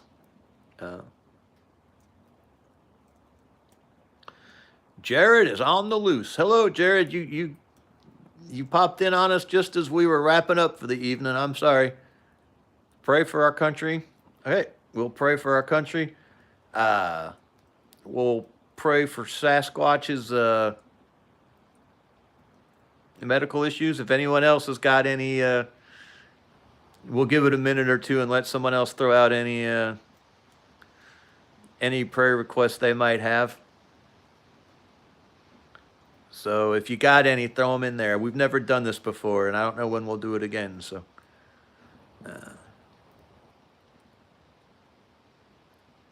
okay, we need to pray for these children of Palmetto's friends who are orphans. Obviously, we are called upon to, caring for orphans is one of our religious duties. So we should probably be doing more than just praying, but we'll start with that. And then we'll pray for all of our children's and grandchildren's and our country. All right. I feel a little awkward. A young kid at my church has a lot of health problems and surgeries going on, about 4 or 5 years old. Oh, Palmetto headed back this way. All right, Jared wants us to pray for his lady's parents. We've actually had a death in my family too. It's not an unnatural death. Death is natural, and this was a natural death, but it's always a little hard. It wasn't a close. I wasn't close to him, but his mother's still alive. Actually, both his parents are still alive, and so we'll pray for them. And we'll give it one more minute, see if anyone else jumps in with anything.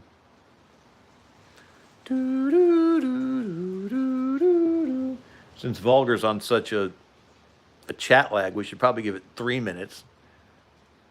Again, Isaac, like I said, it was the guy probably wasn't elderly, but he was close to 70, and he'd lived the life, and it was, like I said, it wasn't unnatural. It was a heart attack, and so he's related by marriage. I can just say it's my mother's stepmother's children. So my mother's step siblings, who she knew growing up. So she's moderately close. She's actually pretty close to her stepsister, her one remaining stepsister. They are close. And so she considered this guy a stepbrother, and her stepmother's still alive, and she's now lost a daughter and a son in the space of about 6 months. So it's hard for her. It's hard for her. And she's in her late 80s, and her health isn't great. So we're probably going to have a few more deaths in the next year, this coming year. And like I said, natural part of life at this age. No one should have to outlive their children. No one should have to outlive their children. All right. So I always start my prayers with a call to repentance, or at least a repentance. I don't think we can come before our Creator God in our fallen state, and so I always begin all of my prayers with a confession and a plea for forgiveness. So if this seems a little melodramatic, I'm kind of melodramatic. It's a little bit who I am. All right, Father God, we come to you through the shed blood of your Son Jesus. We know we are not worthy to come before you. We know that we should not be bringing requests to a God who has blessed us so completely as you have already, just by giving us life and giving us an opportunity to live a life of submission to you. So we lay our sins before you. We lay our unworthiness before you, and we accept that grace you've freely given to us to be able to do so. Father, we do thank you for all of your many, many, many blessings that you've poured out on all of us. And we have these requests. We thank you for the positive things we've seen in our country. We know that that nothing short of a revival will be enough. Not that anything could be enough, but we know that these small little steps we've taken away from the darkness and back towards the light are not all the steps we need to take. And Father, we beg you to continue to bless us in this endeavor to restore our country and our culture to one that is honoring to you and obedient to you and to no one else. We beg you to continue to make us a people who fear and obey you and no one else. And to make us a people who fear and submit to you and to no one else. No king but King Jesus. Even if that's not a theologically sound statement, I think it's still a worthwhile one. We beg you to give integrity and wisdom and courage to our leaders. We know that nothing can happen that you don't allow. And we know that doesn't mean that everything you allow is what you wish, or that you don't allow some things that you would not have also allowed better alternatives to had we done our part in making those things come about. We pray that you give us the wisdom and the courage to implement your will in our country, and so for our children's sake and our grandchildren's sake. We definitely want to ask your blessings on these orphans that Palmetto knows. We know that you are the father to the fatherless, and if there's some way that you want us to help express that fatherhood to them, please reveal it to us and show us the path. But we beg you to protect them and bring them up and be the father to them that they don't have. We ask you for blessings on Jared's in-laws, on the Sasquatch. Oh, what am I forgetting? Oh, please forgive me, guys, if I forgot something someone put out there. I want to thank you, Father, for these men who are such an encouragement to me, who listen to me blather on about nothing, and offer me so much of their wisdom and encouragement. I ask you to strengthen all of us, and make us like Benaiah, the man who went into a pit on a snowy day and slew a lion. Please make us those kind of warriors who you admire, who you want to have in your army. In your name we pray. Amen. All right, man. Until next time, be in revolt. No king but King Jesus. We appreciate the hell out of you, man. Have a good one. They change everything. Now I can't see how to end the damn live stream anymore.